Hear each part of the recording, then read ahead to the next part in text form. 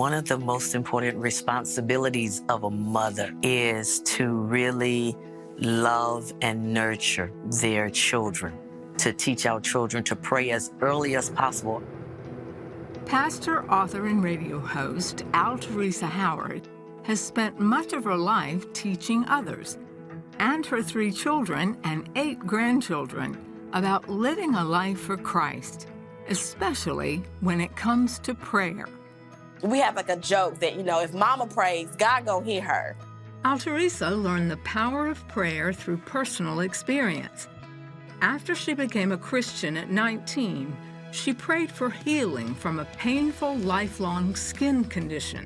The lepers came to Jesus and asked him if he would heal them, and he said, "I will be thy clean." And I started believing God for my healing, and God healed me. From that moment on, Altheresa would approach everything in life with faith and prayer. She would need both when in January 2020, her 31-year-old daughter, Courtney, was diagnosed with non-Hodgkin's lymphoma. Immediately, we began to say, the devil is a liar. We're not accepting it. We went into prayer warrior mode. Courtney was prescribed an aggressive chemotherapy regimen that would require a 7-day hospital stay every 3 weeks. My mom always taught us that the power of life and death is in the power of your tongue, and I knew the second that I accepted it, that's what it was going to be. It wasn't long before Altheresa's family would face another crisis. 2 days before Courtney would begin her first week of chemo, Altheresa's youngest daughter, Aisha, went into labor 4 months early. When they were rushing me out of the room to go to surgery, my body's natural reaction was to cry. And so I just immediately had to cut the thought and just think on God's goodness and his promise to me. He was 1 pound, 14 ounces. They did not expect him to make it through the night.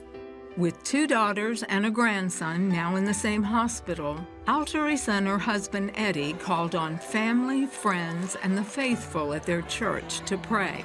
The baby named KD made it through the night, but would continue to fight for his life. Doctors warned that anything could go wrong, including complete organ failure. Altheresa led the charge in prayer. Everything that they said could potentially go wrong, we would go into prayer about those things. Aisha, who was still in the hospital recovering from her C-section, remembers one bright spot on the journey, the first time she held her baby.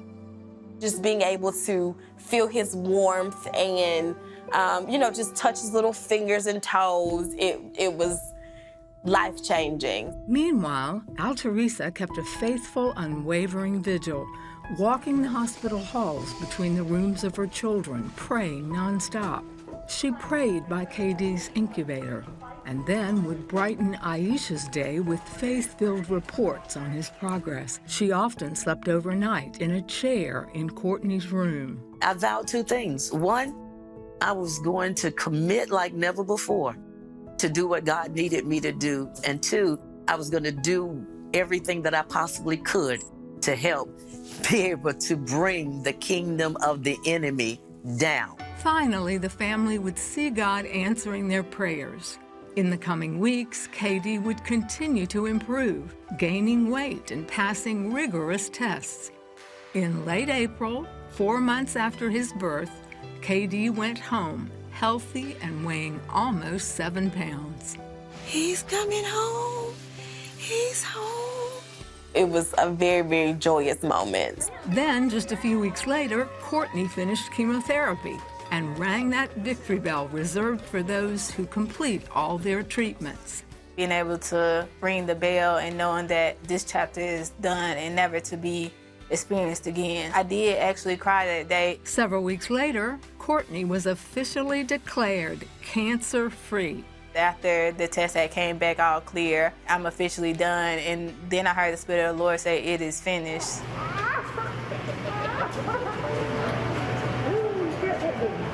The family says God answered yet another prayer. After being told she couldn't conceive after chemo, Courtney got pregnant and had a baby boy in October of that year. It was God saying, look, here are the blessings, the double coming back from all that the enemy brought your way. As Courtney and Aisha raise their own children, their hope is to carry on their mother's legacy, to be courageous women of unshakable faith who know the power of praying to a loving God. Mom, I love you, and I appreciate your selflessness and your love, and I'm grateful for the many lessons that you've taught. I'm grateful that you are the mom God chose for us. My mom taught me to always have faith in God and believe that absolutely nothing was impossible. We're sometimes standing in between whatever the enemy is wanting to do and those children. Our prayers can help bring our children through. So don't stop praying no matter what.